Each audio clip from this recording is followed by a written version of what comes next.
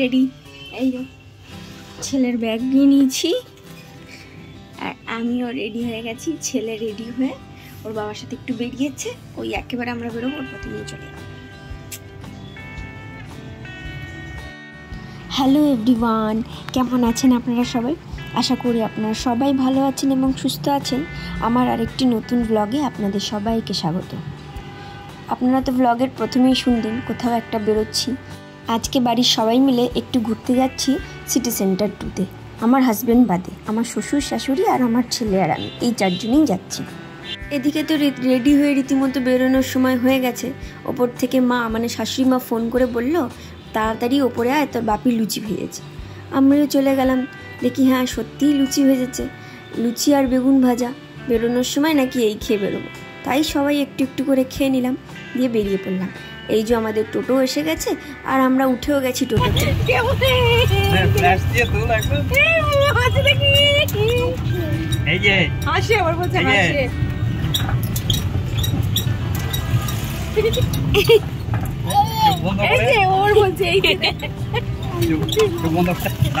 রাস্তা খারাপ।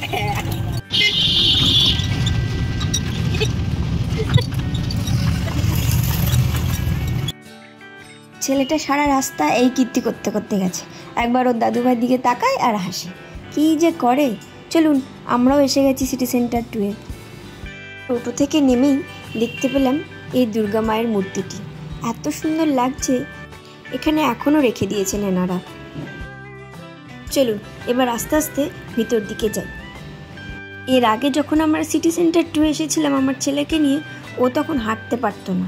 তাও কোল থেকে নিচে নামার জন্য অনেক চেষ্টা করেছিল আগের বার, কিন্তু যেহেতু হাঁটতে পারে না, হামাগুড়ি দিতে জানে, এত নোংরার মাঝখানে ওকে আর আমরা নামাইনি। কিন্তু আজকেও সেটা শুনবে না, ও হাঁটতে শিখে গেছে। এবারও পুরোটাই হেঁটে বেড়াবে। আপনারা দেখতে থাকুন ও কী কী কীর্তি করেছে।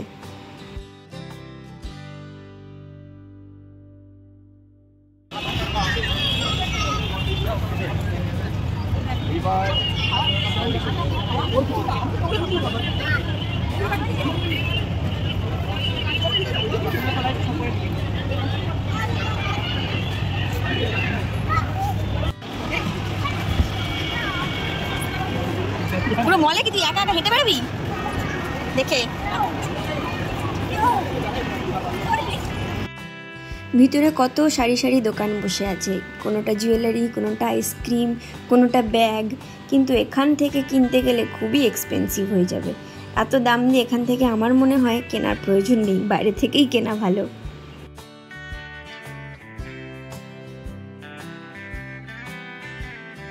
দেখছেন ছেলেটাকে মোটে কোলে রাখা যাচ্ছে না, খালি এদিক ওদিক ছুটে বেড়াচ্ছে। হাঁটতে শিখেছে তাই বলে এরকম করে ছুটে বেড়াবে?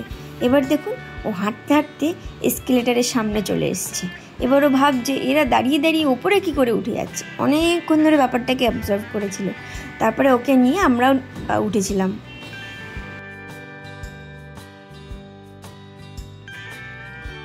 প্রথমে ঢুকেই আমরা সবাই একটু কফি খেয়ে নিয়েছিলাম। খুব দুষ্টুমি করছে, কোলে থাকতে চাইছে না, নিচে নামে। আমি জোর কোলে কোলে নিয়ে ঘুরে বেড়াচ্ছি। এই রিমোট কন্ট্রোল গাড়িগুলো দেখতে পাচ্ছেন, খুব চড়ানোর ইচ্ছা ছিল, কিন্তু কিছু করার নেই। এত ছোট বাচ্চাকে ওরা উঠতে দেবে না। বয়স মোটামুটি 3-4-এর ওপরে হতে হবে, তাহলেই উঠতে দেবে। এই যে দেখুন আরও একটা কাকুর কোলে উঠে গেছে।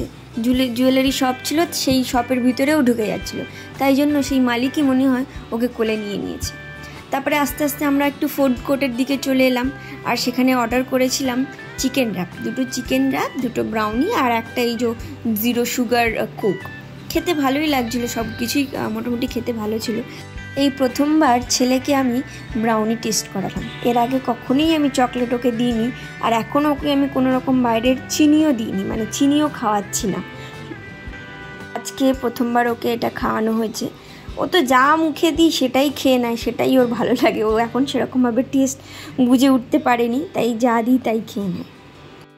ব্রাউনিটা খেতে খুবই সুন্দর ছিল, খুব একটা মিষ্টি ছিল না, একটু ডার্ক চকলেট ভাইব ছিল, বেশ ভালো ছিল। আর চিকেন র্যাপটা 2 রকমের ফ্লেভার ছিল, বেশ ভালো খেতে ছিল। 2টো 2 রকমের ফ্লেভার ছিল।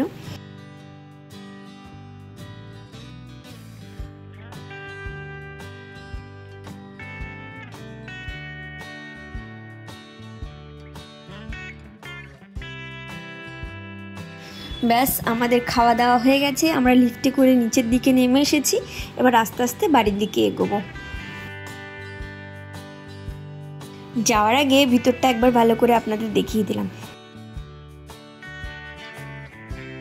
ছেলেটাকে অনেক কষ্ট করে কোলে তোলা হয়েছে, ও কিছুতেই কোলে থাকতে চাইছে না। এই দেখুন আবার নিচে নেমে পড়েছে, আবার হেঁটে হেঁটে যাবে। এবার আমাদের ক্যাব এসে গেছিলো। বাড়ি গিয়ে ইন্ডিয়া সাউথ আফ্রিকার ম্যাচটাও তো দেখতে হবে। চলুন বাড়ির দিকে যাই।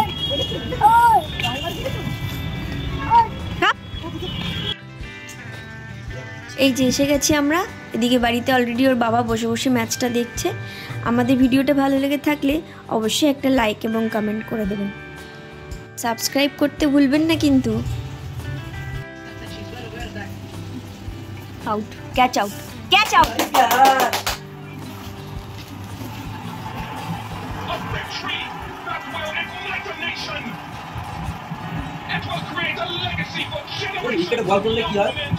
ইন্ডিয়া জিতে গেছে। এদিকে তো ইন্ডিয়া জিতে গেছে। চলুন তাহলে আজকে ভিডিওটা এখানেই শেষ করছি। আবার আপনাদের সাথে দেখা হবে পরবর্তী একটি ব্লগে। আপনারা সবাই ভালো থাকবেন এবং সুস্থ থাকবেন।